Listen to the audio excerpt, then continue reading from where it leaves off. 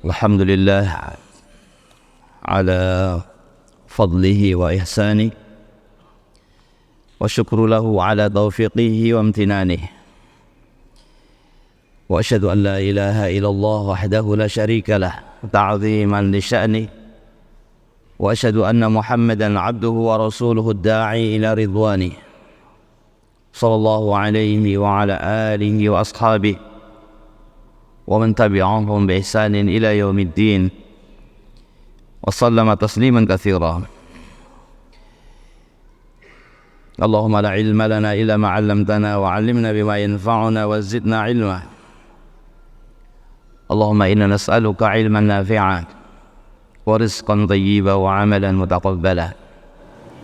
اللهم اجعل ما نتعلمه حجة لنا لا علينا. أما بعد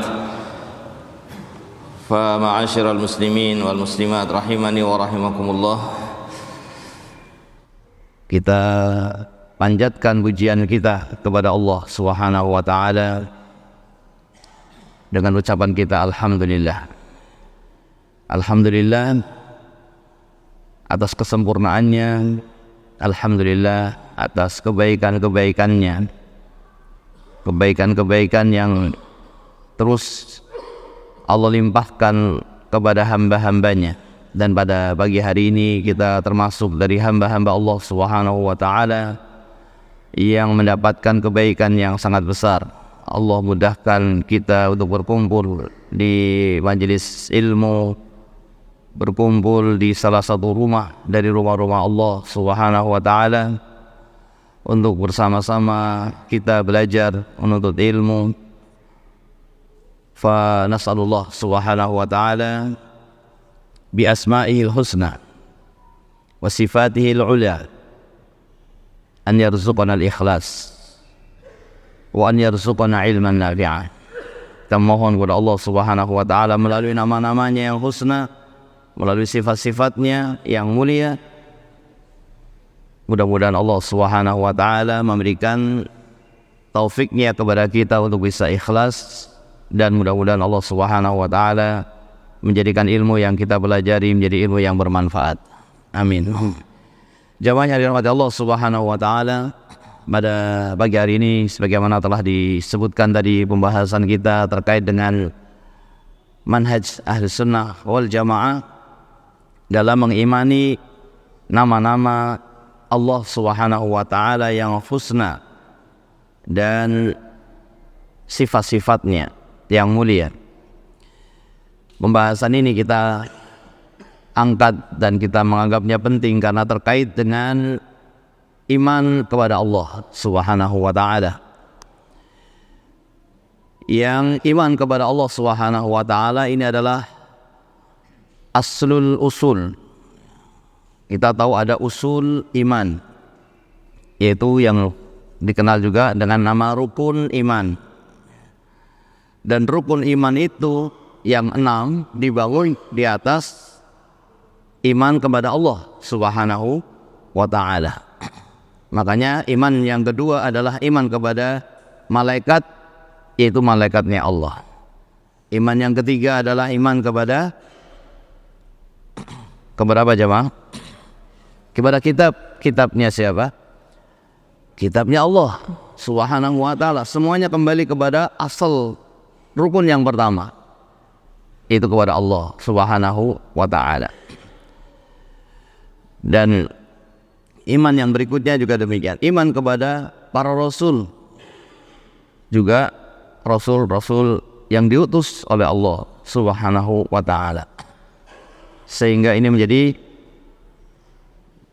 aslul usul, kembalinya seluruh rukun-rukun iman kepada Allah Subhanahu wa ta'ala. Yang kita tahu bahwa usul iman ini adalah sesuatu yang la yasihu imanu abdin illa idza amana bihi jami'an. Tidak akan sah imannya seseorang hingga dia mengimani seluruhnya. Sehingga kalau salah satunya tidak diimani, maka dia tidak punya tidak punya iman. Rukun iman ini kalau salah satunya tidak diimani, maka dia tidak punya iman. Berbeda dengan syu'abul iman. Syu'abul iman itu cabang-cabang iman. Cabang-cabang iman itu sebagian besarnya adalah mukammilat, penyempurna iman. Sehingga dengan syu'abul iman, maka iman seseorang akan semakin apa? Semakin sempurna. Bertambah syu'abul iman, semakin sempurna lagi. Tapi kalau usul iman ini akan mewujudkan adanya pokok keimanan. Yang pokok keimanan ini yang menjadi sebab seseorang itu memiliki iman. Kemudian iman itu bisa bertambah sempurna dengan syu'abul iman. Jadi syu'abul iman itu menyempurnakan iman, dan iman ini tidak akan ada kecuali dengan usul iman. Iman itu akan ada kalau kita mengimani seluruh rukun iman, baru imannya ada. Setelah imannya ada, kemudian kita sempurnakan. Disempurnakannya dengan apa? Syu'abul iman. Bisa dipahami? Syu'abul iman itu ada yang wajib dan ada yang sunnah. Yang menyempurnakan iman itu ada yang perkara yang wajib dan ada perkara yang sunnah. Ketika perkara yang wajib itu dijalankan, maka imannya tambah sempurna. Ketika perkara yang sunnah itu dijalankan, maka imannya juga tambah sempurna. Perkara yang wajib ditinggalkan, maka bagaimana? Hilang imannya atau kurang imannya?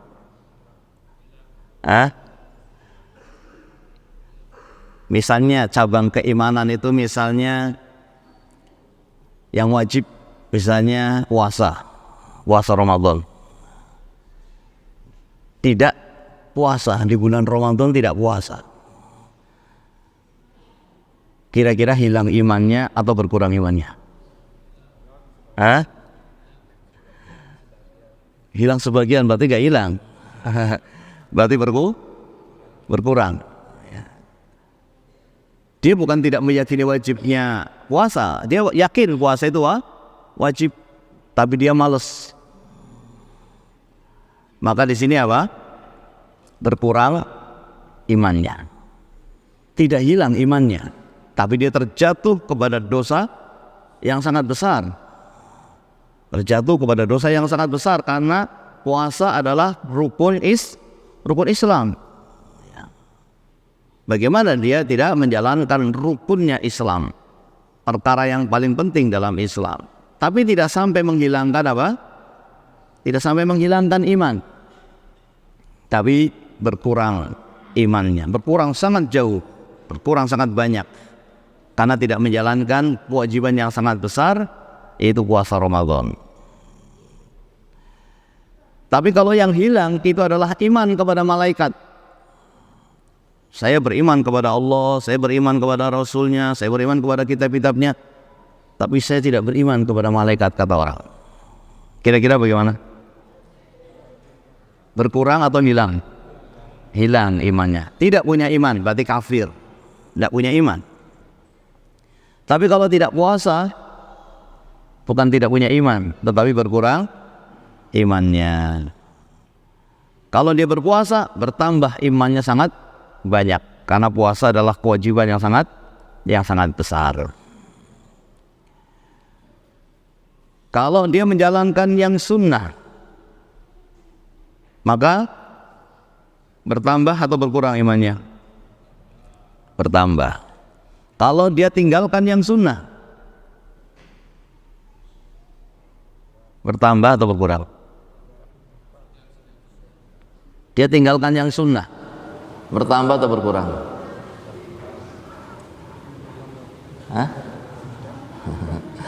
tidak bertambah, tidak berkurang. Tidak bertambah, tidak berkurang, karena meninggalkan sunnah tidak dosa.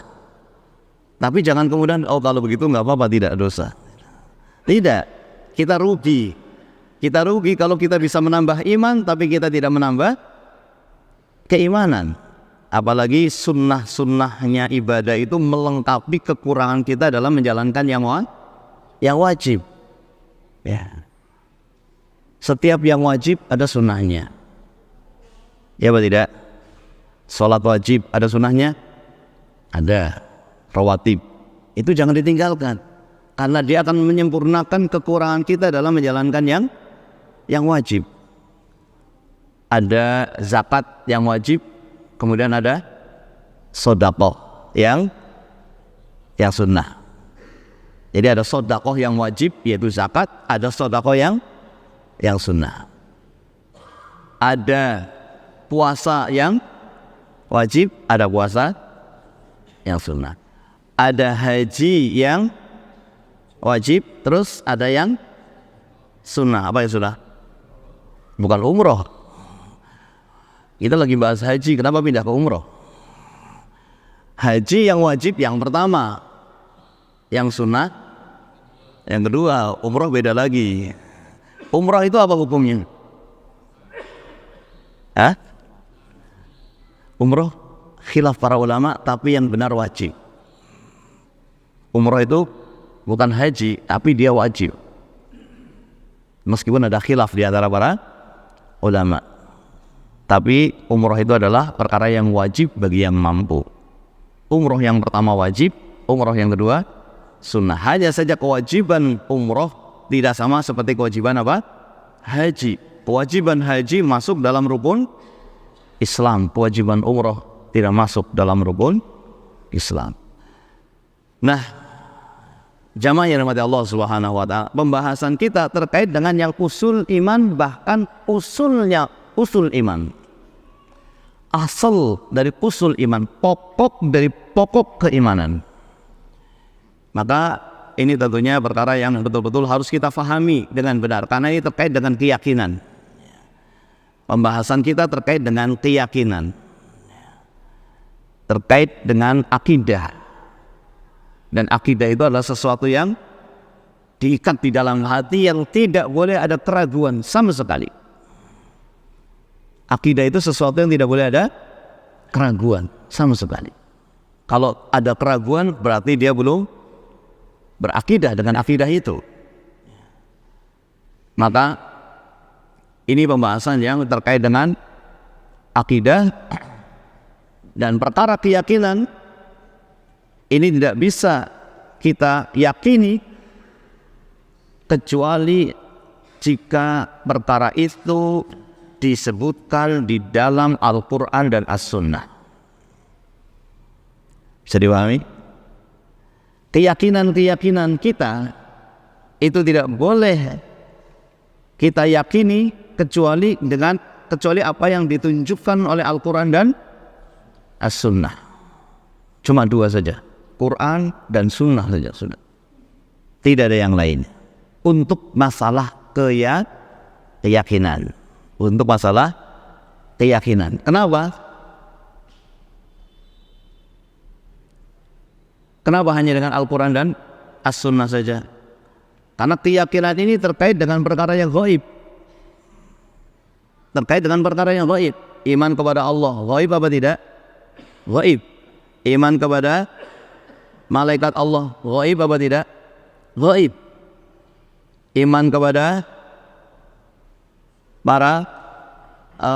iman kepada kitab-kitab Allah, gaib. Kita tidak pernah mendapatkan kitab apa sebelumnya, Taurat, Injil, kita tidak pernah melihatnya, tapi kita mengimaninya.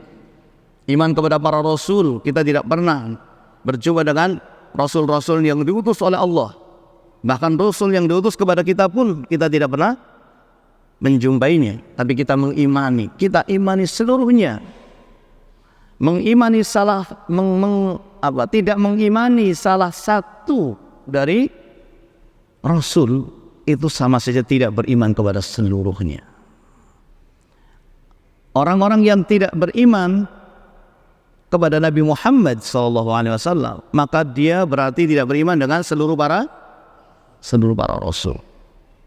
Tidak beriman kepada Nabi Muhammad SAW berarti dia tidak beriman kepada Nabi Isa, meskipun dia mengaku sebagai pengikutnya Nabi Isa. Tapi tidak beriman dengan Nabi Muhammad SAW berarti dia tidak beriman dengan Nabi Isa alaihissalam.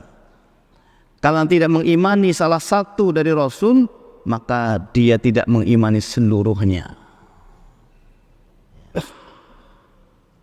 Maka wajib bagi kita untuk mengimani seluruh para Rasul. Tidak kita bedakan siapapun Rasul tadi, kita imani semuanya sebagai utusan Allah Subhanahu wa ta'ala. Begitu pula kitab-kitab yang Allah turunkan, kita imani semuanya. Kita imani semuanya. Tapi yang kita imani adalah kitab yang diturunkan oleh Allah Subhanahu wa ta'ala. Dan Allah tidak menjamin kemurnian kitab-kitab yang sebelumnya. Allah tidak menjamin untuk menjaga kitab-kitab sebelum Al-Quran.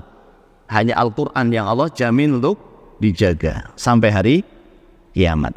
Karena Allah menjadikan Quran itu sebagai mukjizat yang abadi. Sampai hari kiamat tidak mungkin ada yang bisa merubah Al-Quran.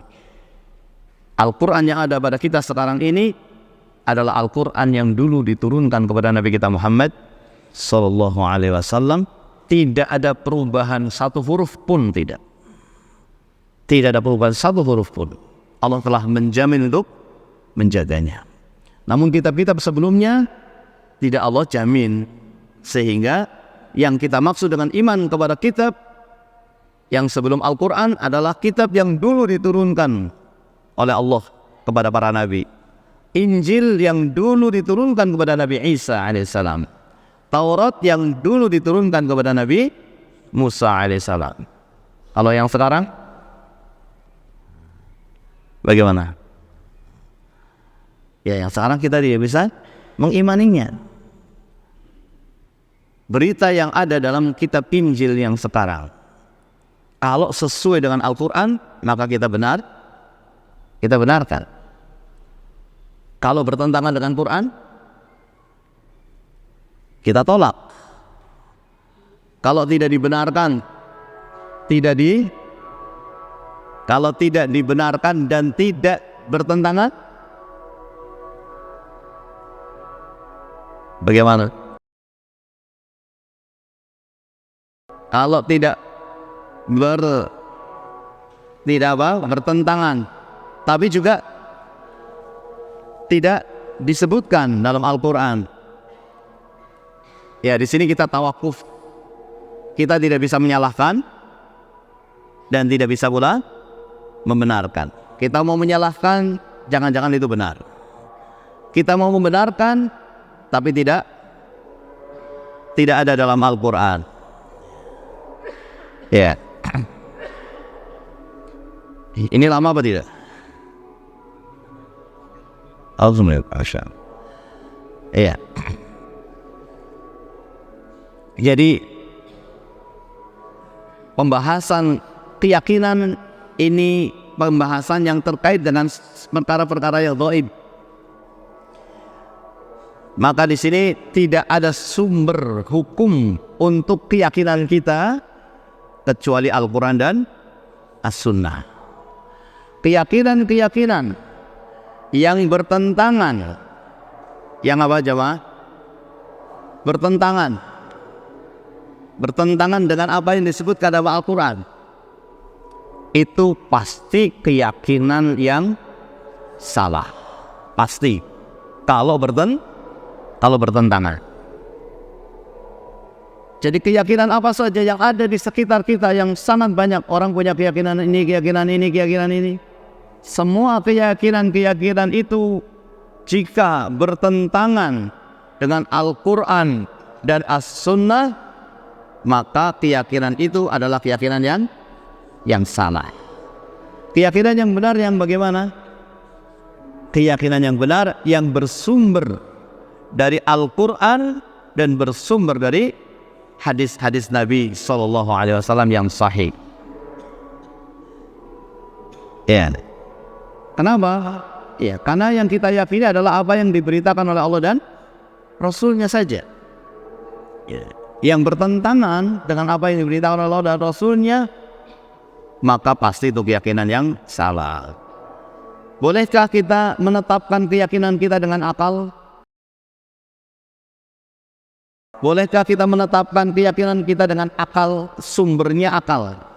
Boleh apa tidak? Tidak boleh. Tidak boleh. Kenapa tidak boleh?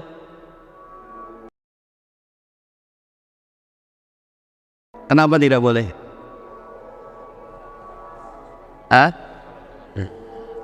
Akal tidak mampu tidak mampu pada perkara yang gaib. Akal tidak mampu untuk menuju pada perkara yang gaib. Ya, bukan berarti kita merendahkan akal, tidak. Akal sangat penting. Tapi akal memiliki kemampuan yang terbatas. Tidak bisa sampai pada perkara yang gaib. Hanya sampai pada perkara yang kelihatan. Ya. Adapun perkara yang gaib, maka akal ini tidak sampai ke sana. Sehingga jangan sampai kemudian ayat atau hadis yang menceritakan perkara yang gaib kemudian ditolak oleh akal. Ya. Ini bukan sesuatu yang tidak masuk akal, bukan. Tapi ini sudah salah menggunakan akal. Salah menggunakan akal untuk mencari sesuatu yang akal tidak mampu. Sebagaimana mata kita, telinga kita, sesuatu yang memiliki fungsi yang luar biasa, tetapi ada batas kemampuannya. Sekarang jamaah misalnya disuruh melihat apa yang sedang terjadi di rumahnya masing-masing. Sekarang disuruh melihat apa yang terjadi di rumahnya masing-masing dengan mata kita. Kira-kira mampu apa tidak? Mampu apa tidak? Dicoba dulu. Dicoba. Mampu apa tidak? Kalau mata bisa bicara, dia mengatakan jangan paksa saya. Saya tidak mampu. Telinga juga begini, juga demikian. Mampukah telinga kita mendengar apa yang terjadi di rumah kita sekarang ini? Mampu apa tidak? Dicoba dulu. Coba dengarkan. Tentu tidak mampu. Kalau telinga bisa berbicara, dia mengatakan jangan paksa saya. Begitu pula akal. Akal disuruh untuk mencari sesuatu yang gaib, maka akal tidak mampu. Sehingga dasar hukum, sumber hukum dalam keyakinan kita hanya Al-Quran dan Sunnah Nabi Sallallahu Alaihi Wasallam. Maka begitulah apa yang akan kita bahas terkait dengan nama-nama dan sifat-sifat Allah Subhanahu wa Ta'ala. Kita hanya bersumberkan dari Al-Quran dan As-Sunnah. Kita hanya bersumberkan dari Al-Quran dan As-Sunnah. Bagaimana kita meyakininya, bagaimana metode kita dalam meyakininya, semuanya harus bersumber dari Al-Quran dan As-Sunnah. Apa saja nama-nama Allah, apa saja sifat-sifat Allah, itu semuanya bersumber dari Al-Quran dan As-Sunnah. Tidak boleh kita menetapkan ini sifat Allah dengan akal kita, karena akal ini tidak mampu untuk menetapkan sifat Allah. Bagaimana sesuatu yang gaib bisa ditetapkan dengan akal kita. Nama-nama Allah juga demikian.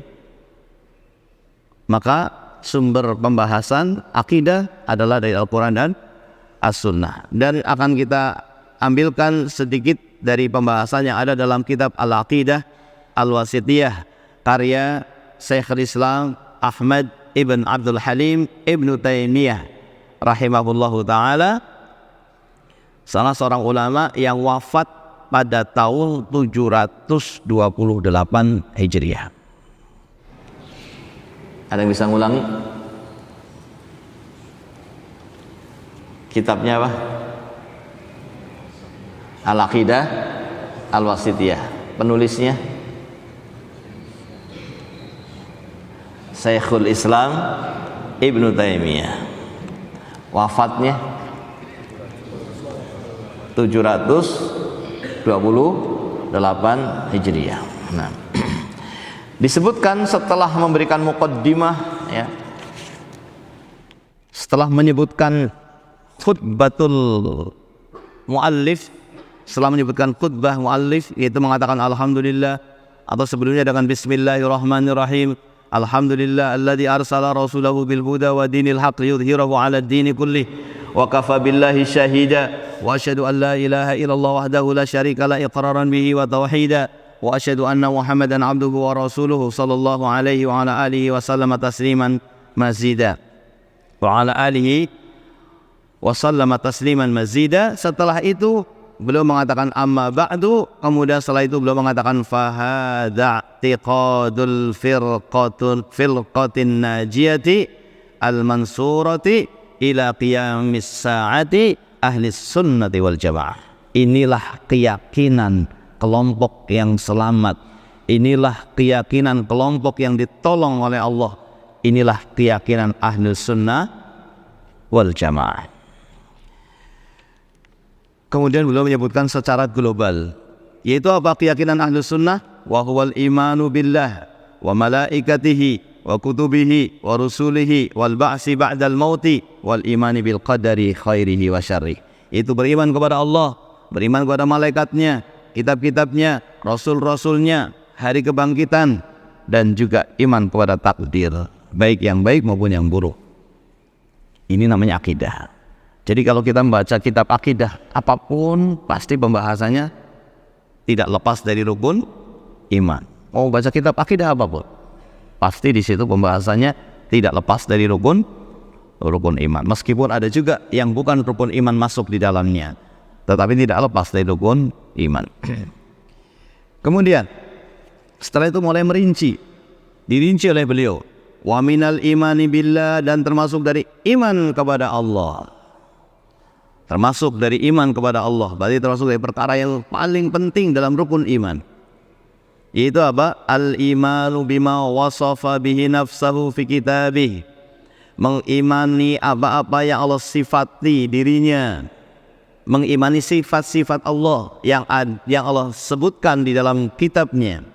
Wa wasafahu bihi rasuluhu Muhammadun sallallahu alaihi wasallam, dan mengimani semua yang diberitakan oleh Rasulullah sallallahu alaihi wasallam min ghairi tahrif, dengan keimanan yang tanpa tahrif, tanpa merubah-rubah. Apa yang Allah sebutkan dari nama dan sifatnya di dalam Al-Quran, kita jalankan sebagaimana datangnya. Ayatnya bagaimana, sebutkan, jalankan sebagaimana datangnya, tanpa merubah. Tidak merubah lafadznya, tidak pula merubah apa? Maknanya. Wala ta'til, dan tidak menolak sifat tersebut, tidak menolak nama tersebut, tidak menolak sebagiannya ataupun apalagi seluruhnya. Wa min ghairi takyif, dan tidak dengan menetapkan atau menanyakan kayak apa sifat tadi. Bagaimana, kayak apa sifat itu tidak boleh ditetapkan, tidak boleh ditanyakan. Yang keempat, wala tamsil, dan tidak boleh diserupakan dengan sifat makhluk. Jadi imannya Ahlus Sunnah terhadap nama dan sifat yang Allah sebutkan di dalam Al-Quran, itu iman yang bersih dari empat. Iman yang bersih dari empat. Yang pertama, bersih dari yang namanya tahrif. Yang kedua, bersih dari yang namanya ta'til. Yang ketiga, bersih dari yang namanya takyif. Dan yang keempat, bersih dari yang namanya tamsil. Paham tidak ini? Jadi kita mengimani dengan keimanan yang tidak boleh merubah lafadznya dan tidak boleh merubah apa? maknanya. Jalankan sebagaimana datangnya dari Al-Quran. Jangan dirubah. Merubah lafaz dan merubah makna, ini menyelisihi akidah ahlus sunnah. Tanpa menolak, semua nama kita imani, seluruh sifat kita imani, semuanya kita imani. Semua yang diberitakan oleh Allah kita imani. Semua yang diberitakan oleh Rasulullah SAW kita imani. Tanpa menanyakan bagaimana, kayak apa, dan tanpa menyerupakan dengan sifat makhluknya. Jadi kita tetapkan, tapi kita sucikan. Kita tetapkan lafadznya, kita tetapkan maknanya, dan kita sucikan dari keserupaan. Contoh, Allah memberitakan dalam banyak ayat, Ar-Rahmanu 'alal 'arsy istawa. Ar-Rahman yaitu Allah yang maha kasih sayang, yang kasih sayangnya meliputi seluruh hamba-hambanya yang sangat luas. Itu 'alal 'arsy istawa, di atas arsy. Istawa artinya dia di atas. Di atas arsy. Tahu arsy? Arsy itu apa? Arsy itu makhluk Allah yang paling tinggi dan makhluk Allah yang paling besar. Disebutkan dalam sebuah hadis, ada dua makhluk Allah yang sangat besar. Yang pertama kursi. Allah menyebutkan wasi'a kursiyuhus samawati wal ard. Kursinya Allah itu meliputi langit dan bumi. Besar apa tidak? Langit besar apa tidak langit itu? Langit sangat besar, bumi besar dibanding kita. Tapi bumi dibanding langit kecil. Tapi langit dan bumi diliputi oleh kursi. Berarti kursi sangat besar karena meliputi langit. Bahkan disebutkan dalam sebuah hadis, perbandingannya antara langit dan bumi dengan kursi itu seperti cincin atau seperti gelang yang dilempar di padang pasir. Gelang, cincin dilempar di padang pasir. Karena langitnya berapa? Langitnya ada 6 ya, atau ada 7. Ada 7. Langitnya ada 7. Yang pertama yang mana? Yang pertama yang di atas kita. Kelihatan apa tidak? Tidak kelihatan. Langit tidak kelihatan. Kita hanya melihat warna apa? Warna biru. Itu bukan langitnya. Karena saking tingginya. Jadi warnanya apa? Biru. Yang terlihat biru. Seperti laut, air. Kalau kita di atas pesawat, karena dalamnya laut, warnanya jadi apa? Ya, biru. Ya. Kalau kita ambil airnya warnanya apa? Bening. Tapi kalau dari atas, maka langit itu sangat tinggi. Nggak kelihatan. Langit itu punya pintu. Langit yang pertama sudah sangat tinggi. Langit yang kedua sama dengan dari bumi ini ke langit yang pertama. Langit yang ketiga juga demikian. Sampai langit yang ke-7. Langit yang 7 ini ya, dengan kursinya Allah itu ibarat 7 cincin atau gelang yang dilempar di padang pasir. Bagaimana perbandingannya? Jauh apa tidak? Jauh sekali. Kita mungkin menuju sekian meter sudah nggak kelihatan itu. Kita menjauh sekian meter sudah nggak kelihatan. Saking kecilnya cincin atau gelang tadi. Saking kecilnya langit dan bumi ini. Apalagi kita, apalagi manusia. Maka tidak ada alasan bagi manusia untuk apa? Untuk sombong. Nah, sangat kecil, sangat lemah. Makhluk yang sangat kecil. Kemudian yang kedua arsy. Arsy-nya Allah itu lebih besar dari langit dan bumi dan kursi. Bahkan perbandingan kursi dengan arsy itu perbandingannya sama seperti cincin yang dilempar di padang pasir. Kursinya itu seperti cincin. Arsy-nya kayak apa? Ini kita tidak bisa bayangkan kayak apa besarnya arsy, apalagi dibanding dengan langit dan bumi. Dan Allah itu apa? Maha besar, sebagaimana yang kita ucapkan dalam salat kita, Allahu Akbar. Allah maha besar, Allah maha tinggi. Arsy makhluk yang paling tinggi. Arsy dibawa oleh malaikat, dipikul oleh malaikat, dan malaikat yang memikul arsy itu disebutkan jarak antara ujung telinga hingga pundaknya itu 70 tahun perjalanan. Antara pundak sama telinga. Kalau kita berapa meter? Berapa senti kita? Ini saking besarnya malaikat yang membawa arsy, jarak antara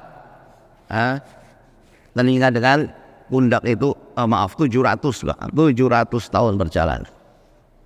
700 tahun perjalanan.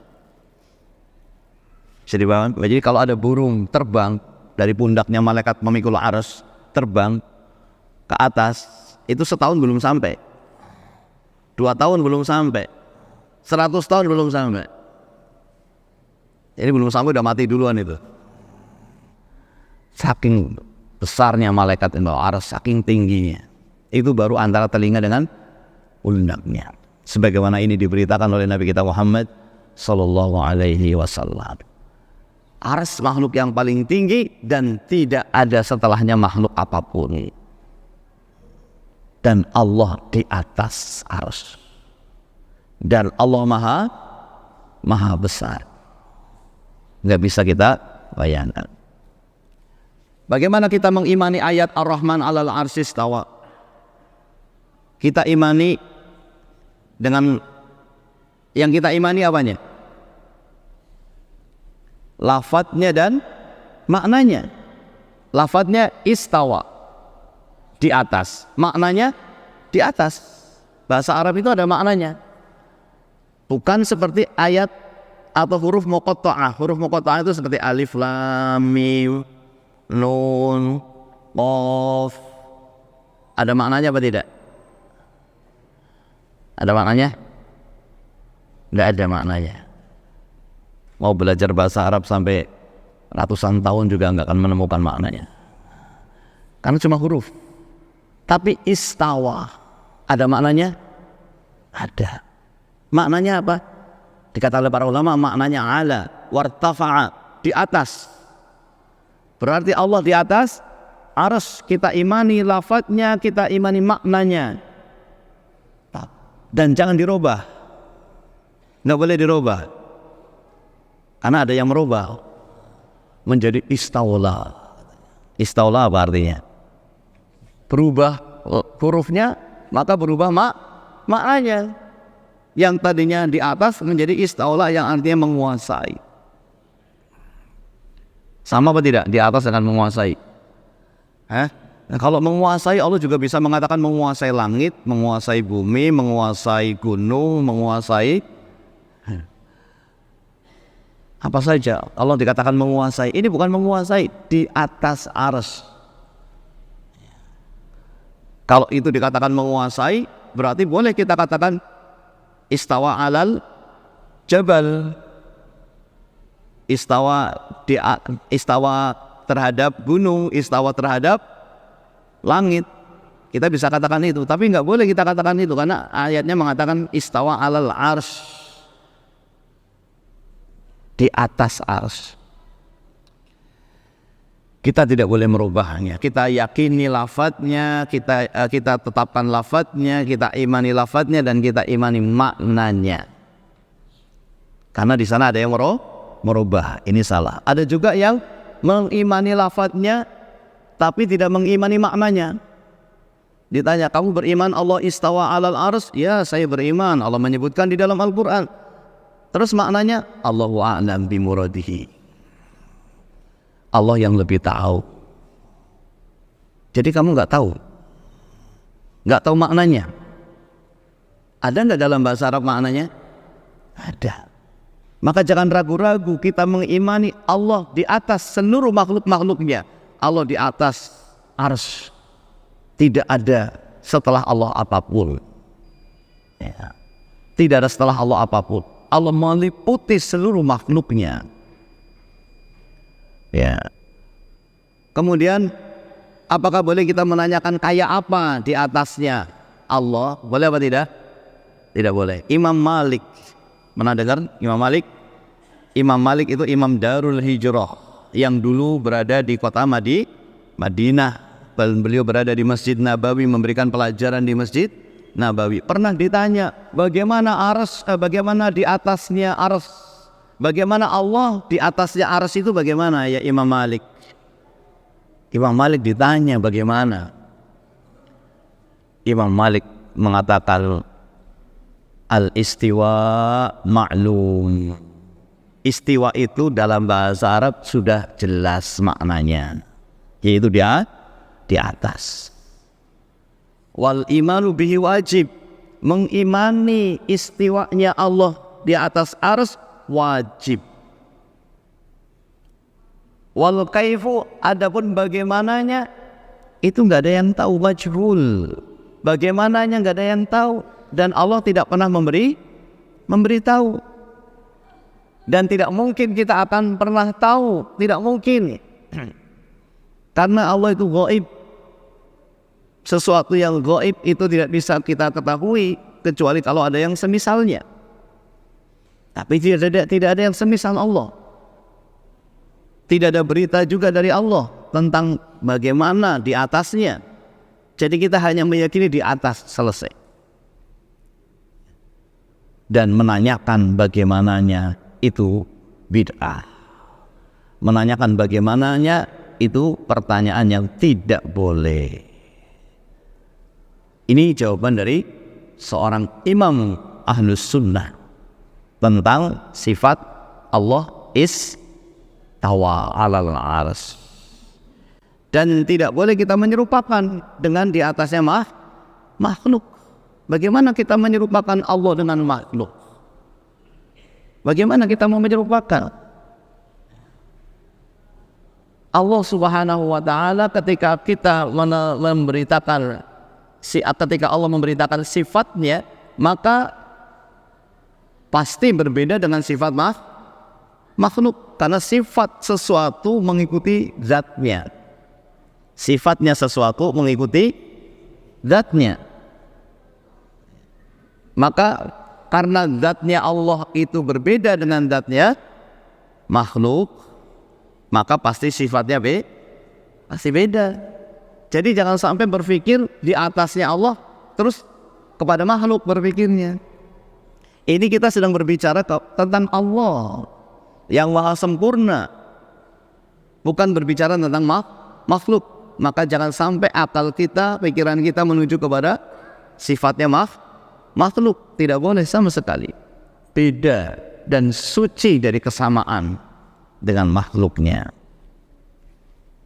Ini salah satu contoh yang harus kita yakini tentang sifat Allah Subhanahu wa ta'ala, bahwa Allah di atas hamba-hambanya, di atas arsy. Bagaimana dengan ayat bahwasanya Allah itu selalu bersama hamba? Wa huwa ma'akum aina ma kuntum, Allah bersama kalian dimanapun kalian berada. Kira-kira bagaimana maksudnya itu? Allah bersama kalian, maksudnya bukan di bumi. Maksudnya apa? Allah mengetahui apapun yang kalian lakukan. Jadi yang bersama di sini adalah ilmunya. Tidak ada yang terluput dari pengawasan Allah. Semuanya diketahui oleh Allah.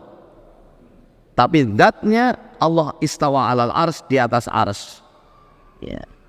Bukan bersama artinya terus di bumi, tidak. Dalam bahasa Arab yang dimaksud dengan bersama dalam bahasa Arab itu enggak selalu campur. Jangankan bahasa Arab, bahasa Indonesia juga begitu kan?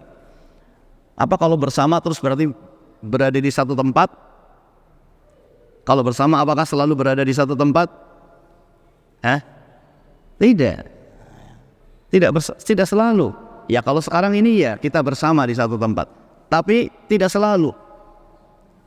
Artinya tidak boleh kita mengharuskan Allah. Kalau Allah bersama dengan makhluk berarti Allah di bumi. Tidak. Bagaimana Allah yang maha besar di bumi yang sangat kecil? Bagaimana Allah yang maha suci berada di bumi yang tempatnya bercampur antara yang baik dengan yang kotor? Tidak mungkin, tidak bisa diterima. Dan kalimat bersama dalam bahasa Arab itu tidak harus bercampur. Dalam bahasa Arab bisa dikatakan ana amshi wal qamar ma'i. Misalnya, saya berjalan dan bulan bersama saya. Itu bisa dalam bahasa Arab. Dalam bahasa Indonesia juga bisa kan? Saya berjalan dan bulan apa? Bersama saya. Apakah berarti di satu tempat? Apakah berarti bulannya di bumi? Tidak, bulannya di atas jauh. Atau misalnya seorang komandan berkata kepada pasukannya, berangkat, kamu jalankan tugas, saya bersama kamu. Kira-kira maksudnya apa? Berangkat, tidak usah khawatir, saya akan terus memantau. Apa yang kurang akan saya bantu, begitu. Kan tidak harus bersama. Suami kepada istri pada suaminya, atau suami bilang sama istrinya, saya mau pergi untuk mencari nafkah jauh di luar negeri, tapi kamu gak usah takut, kamu selalu bersama saya. Padahal berjauhan. Maka yang dimaksud dengan Allah bersama dengan hamba bukan berarti Allah di bumi, tidak.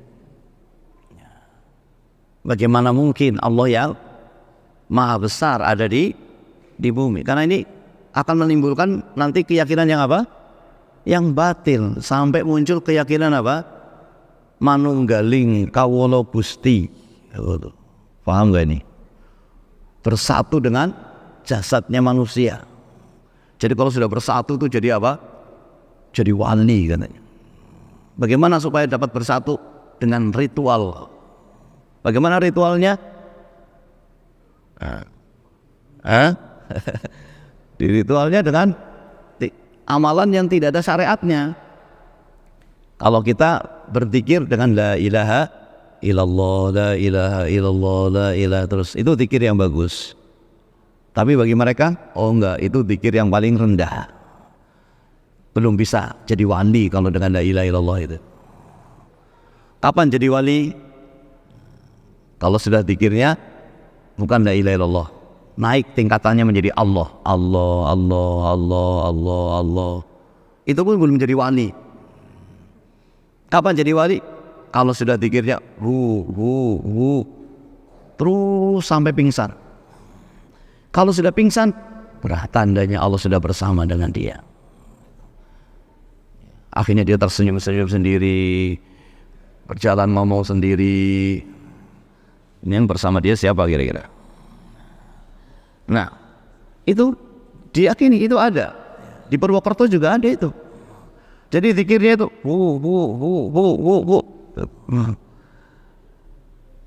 Nas'alullah salama. Ketika sudah salah dalam keyakinan akan menuju kepada keyakinan-keyakinan yang batil. Jadi ya, sekali lagi ini contoh imannya Ahlus Sunnah kepada nama dan sifat Allah, iman yang bersih dari empat. Bersih dari merubah. Tidak boleh merubah-rubah. Apa yang Allah beritakan tentang namanya, tentang sifatnya tidak boleh dirubah-rubah. Kita imani sebagaimana datangnya, sebagaimana ayat itu disebutkan, sebagaimana hadis itu disebutkan. Kemudian kita tidak boleh menolaknya. Apa ada yang menolaknya? Ada. Kelompok yang paling besar penolakannya adalah kelompok yang namanya Jahmiyah. Dia menolak nama dan menolak sifat. Semuanya ditolak. Jahmiyah ini menolak nama-nama Allah semuanya dan menolak sifat-sifat Allah semuanya. Kemudian ada tingkatan di bawah Jahmiyah namanya tingkatan Mu'tazilah. Mu'tazilah itu menetapkan nama tapi tidak mau menetapkan sifat. Kemudian muncul muridnya lagi, anak cucunya yang menolak sebagian menetapkan sebagian sifat. Kalau Jahmiyah menolak nama dan sifat. Mu'tazilah menolak sifat saja, namanya ditetapkan tapi tanpa sifat. Kalau Ahlus Sunnah menetapkan nama dan nama itu menunjukkan sifat, dan juga menetapkan sifat-sifat yang tidak ditunjukkan oleh nama. Karena di sana ada sifat-sifat Allah yang Allah beritakan yang itu tidak ditunjukkan oleh namanya. Namun seluruh nama-nama itu selalu menunjukkan apa? Sifat. Seluruh nama-nama Allah itu menunjukkan sifatnya dengan sifat yang sempurna. Makanya nama Allah dikatakan Asmaul Husna. Mengapa dikatakan Asmaul Husna? Karena nama itu menunjukkan sifatnya dengan sifat yang sempurna. Nama Allah Al-Hayyu ada enggak? Nama Allah Al-Hayyu ada tidak? Dari mana kita tahu? Tidak boleh pakai akal. Dari mana kita tahu? Ayat kursi. Allahu la ilaha illa huwal hayyu al-qayyum. Berarti di situ nama Allah Al-Hayyu kita imani. Apakah memiliki makna? Iya, bahasa Arab ada maknanya. Yang makna itu menunjukkan sifatnya. Apa sifat yang ditunjukkan oleh Al-Hayyu? Sifat Al-Hayah, sifat hidup. Tapi hidup yang kamilah, yang sempurna. Hidup yang sempurna yang kayak apa? Hidup yang sempurna kayak apa? Yang tidak didahului dengan tidak ada. Tidak didahului dengan tidak ada. Berarti kalau hidupnya kita sempurna tidak? Tidak, dulunya tidak ada, sekarang ada. Hidup yang sempurna tidak pernah tidak ada. Dan tidak pernah akan mati. Ada selamanya. Kalau kita akan mati, kecuali nanti kalau sudah hidup di sorga. Kalau sudah hidup di sorga, manusia hidupnya sempurna. Hidupnya sempurna. Makanya nanti kalau di sorga sudah gak butuh istirahat, ya. Gak butuh ngantuk, gak butuh tidur. Seperti Allah hidupnya sempurna, tidak ada ngantuknya, tidak ada tidurnya, gak ada capeknya. Di sorga pun demikian. Hidupnya manusia menjadi hidup yang sempurna, tapi sempurna yang diberi oleh Allah Subhanahu wa ta'ala. Kalau di dunia ya, hidupnya apa? Ya tidak sempurna. Bahkan terkadang dalam pandangan manusia itu hidupnya enak padahal belum tentu. Dalam bahasa Jawa itu dikatakan sawang sinawang. Kelihatannya sih enak, kelihatannya lagi naik mobil mewah, tapi ternyata lagi nangis-nangis di dalamnya. Mungkin apa tidak? Mungkin. Itu hidup di dunia tidak sempurna. Kelihatannya sih dia di hotel, tapi ternyata lagi nangis-nangis karena sedihnya. Tapi ada juga yang tidurnya di karpet kayak para santri itu. Karpet. Ternyata hidupnya apa?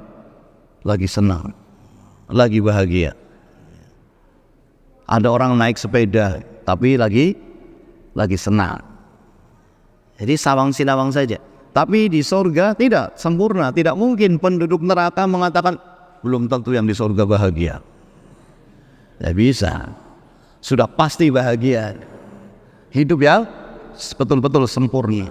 Tidak ada kesedihan, tidak ada kesusahan, tidak ada kematian, tidak ada sakit, tidak ada masa tua. Nas'alullah subhanahu wa ta'ala al-jannah. Kita mohon kepada Allah subhanahu wa ta'ala agar kita termasuk dari orang-orang yang dimasukkan ke surganya. Amin. Ini hidup yang sempurna ditunjukkan oleh nama Allah Al-Hayyu. Makanya nama Allah semuanya husna. Berbeda dengan nama manusia. Kalau nama manusia betul hanya menunjukkan dat dan belum tentu menunjukkan sifat. Bahkan ada nama manusia yang gak ada maknanya. Apalagi nama-nama anak-anak sekarang itu. Saya baca di absennya santri udah susah-susah bacanya. Gak tahu nama dari mana ini. Bacanya itu susah. Apalagi maknanya, kayaknya nggak ada kayaknya itu. Kalaupun maknanya ada, tapi tidak menunjukkan sifatnya. Kalaupun menunjukkan sifatnya, tapi tidak sempurna. Misalnya namanya, maaf ya, barangkali sama, namanya Hasan. Artinya apa? Apa artinya Hasan? Baik, ternyata lagi di penjara. Mungkin apa tidak? Mungkin. Maka inilah nama-nama Allah, semuanya husna, berbeda dengan nama manusia. Maka kita imani seluruh nama-nama Allah dan seluruh sifat-sifatnya tanpa kita rubah, tanpa kita tolak. Kalau Mu'tazilah menetapkan nama tapi tidak menetapkan sifat, maka dia bukan ahlus sunnah. Kemudian ada juga yang menetapkan sifat tapi tidak seluruhnya. Sebagian sifat ditetapkan, sebagian sifat ditolak. Ini juga bukan ahlus sunnah. Terus yang ahlus sunnah yang mana? Yang menetapkan seluruh sifat-sifat Allah, seluruh nama-nama Allah, dan mensucikan sifat-sifat tersebut dari keserupaan dengan sifat manusia. Karena berbicara tentang sifat itu sama saja berbicara tentang zat. Ketika zatnya Allah berbeda dengan zatnya manusia, maka sifatnya pasti apa? Pasti berbeda. Jangan disamakan. Sebagian kelompok yang menolak sifat itu karena apa? Karena ingin mensucikan Allah, kemudian tidak mau apa? Menetapkan sifat tersebut karena khawatir akan menyerupakan. Akhirnya ditolak sifat itu, dirubah sifat itu. Ya. Ini tidak benar. Kita tidak boleh berpikiran kepada manusia, tidak boleh kita menyerupakan dengan sifat manusia. Karena zatnya sudah berbeda dan zat sifat itu mengikuti zatnya. Maka kita imani sifat-sifat Allah sebagaimana zatnya Allah yang sempurna, maka sifatnya sempurna. Sebagaimana zat manusia itu lemah, tidak sempurna, maka sifatnya juga tidak sempurna. Mungkin lafadznya sama, mungkin maknanya sama, tapi hakikatnya beda. Manusia hidup, Allah hidup. Apakah sama? Tidak sama. Allah memiliki sifat Al-Qawi, Maha kuat. Manusia ada juga yang punya sifat kuat apa tidak? Manusia bisa disifati dengan sifat kuat? Bisa, tapi kuatnya tidak sama. Jangankan antara Allah dengan manusia, antara manusia dengan manusia yang lainnya sama apa tidak kuatnya? Kuatnya tidak sama. Antara manusia dengan manusia saja kuatnya tidak sama. Bagaimana mau disamakan kuatnya Allah dengan kuatnya manusia? Maka kita yakini Allah Maha kuat dengan kekuatan yang sempurna, yang tidak ada yang mengalahkannya. Berbeda dengan kekuatan manusia. Manusia kuat tapi ada capeknya. Membawa 1 kintal beras, kuat apa tidak manusia? Mungkin kuat tapi ada capeknya. Sementara Allah tidak memiliki sifat capek, kuat yang sempurna. Maka jangan disamakan. Mu'tazilah yang menolak apa tadi? Sifat. Yang menolak sifat, menetapkan nama tapi menolak sifat. Karena tidak ingin menyerupakan Allah dengan makhluk, tapi berlebih-lebihan. Mensucikan tapi berlebih-lebihan sampai menolak. Paham? Nah, yang salah di mana ini? Mensucikan sampai berlebih-lebihan. Yang salah di mana? Berlebih-lebihannya. Ahlus sunnah mensucikan apa tidak? Mensucikan, tapi tidak berlebih-lebihan, sehingga tidak sampai menolak. Jadi ditetapkan, tapi tidak diserupakan. Berbeda dengan kelompok yang menyerupakan. Apa ada kelompok yang menyerupakan? Ada. Kelompok yang menyerupakan Allah dengan makhluknya dari orang-orang Syiah dan kelompok-kelompoknya. Menyerupakan sifat Allah dengan sifat makhluk. Diserupakan. Dia menetapkan tapi berlebih-lebihan. Salahnya di mana? Berlebih-lebihannya. Ahlus sunnah tidak pernah berlebih-lebihan. Ahlus sunnah mensucikan dan ahlus sunnah menetapkan, tapi tidak berlebih-lebihan. Menetapkan dan tidak berlebih-lebihan sehingga tidak menyerupakan. Mensucikan dan tidak berlebih-lebihan sehingga tidak menolak. Sehingga menetapkan dengan mensucikan sesuai dengan keagungan Allah Subhanahu wa taala. Mu'tazilah mensucikan tapi berlebih-lebihan, akhirnya apa? Menolak. Dan ini aneh, bagaimana ada sesuatu yang tidak ada sifatnya? Ada apa tidak sesuatu yang tidak memiliki sifat? Misalnya bapak-bapak, ada seorang yang bilang di antara kita mengatakan, saya di rumah punya pohon kelapa. Wah, maka saya bilang, oh kalau begitu saya besok mau mampir lah, mau minum kelapa muda. Wah, nggak ada kelapa mudanya. Ya udah, saya mau minum yang sudah tua, kelapa tua. Saya butuh untuk masak yang tua, nggak ada juga. Ya sudahlah, saya mau minta daunnya untuk buat atap gubuk, nggak ada daunnya. Ya sudahlah, kalau boleh saya pengen batangnya, nggak ada batangnya. Kamu punya pohonnya apa tidak? Sesuatu kalau ditetapkan adanya tapi tidak ditetapkan sifatnya, berarti sama saja tidak ada. Maka orang-orang yang menolak sifat itu beribadah kepada sesuatu yang tidak ada. Dan orang-orang yang menyerupakan sifat Allah dengan sifat makhluknya, dia telah beribadah dengan patung, karena telah menyerupakan Allah dengan makhluk. Maha suci Allah dari apa yang dilakukan oleh mereka. Makanya Allah kemudian mensucikan dirinya. Subhana rabbika rabbil izzati amma yasifun, wa salamun alal mursalin, walhamdulillahi rabbil alamin. Subhan, maha suci Allah atas apa yang dilakukan oleh mereka yang berkata tentang Allah tanpa ilmu, karena tidak mengikuti Quran, tidak mengikuti sunnah. Wassalamun alal mursalin, keselamatan bagi para rasul yang mengikuti apa yang diwahyukan oleh Allah Subhanahu wa taala. Walhamdulillahi rabbil alamin. Maka inilah siratal mustaqim. Inilah akidah ahlus sunnah wal jamaah. Menetapkan semua yang Allah tetapkan dari nama-namanya, semua yang Allah tetapkan dari sifat-sifatnya, tanpa merubah, tanpa menolak, tanpa menanyakan kayak apa, dan tanpa menyerupakan dengan sifat makhluknya. Habis waktunya ya, kayaknya sudah keluar ini. Itu tanda habis ya. Ya, barangkali ini ya, tentunya ini tinggal satu saja sebagai dalil. Apa dalilnya? Jalan tadi, dalilnya adalah apa yang disebutkan dalam surat Asy-Syura ayat 11, laisa kamislihi syai'un wa huwas samiul basir.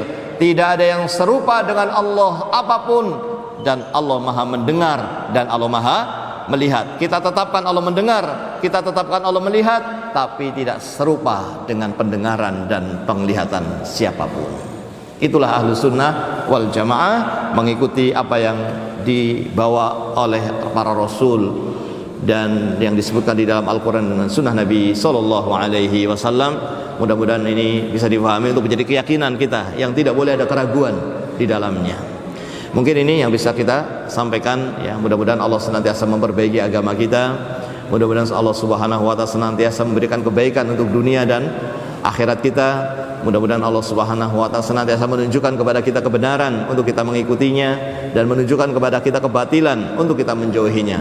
Allahumma aslih lana dinana alladhi huwa ismatu amrina, wa aslih lana dunyana allati fiha ma'ashuna, wa aslih lana akhiratana allati ilaiha ma'aduna, waj'alil hayata ziyadatan lana fi kulli khair, waj'alil mauta rahatan lana min kulli syarr. Allahumma arinal haqqa haqqan warzuqna tiba'ah, wa arinal batila batila warzuqna tinabah. Rabbana dhalamna anfusana wa illam taghfir lana wa tarhamna lanakunanna minal khasirin. Allahumma ighfir lil muslimina wal muslimat wal mu'minina wal mu'minat al ahya'i minhum wal amwat innaka sami'un qaribun mujibud da'wat.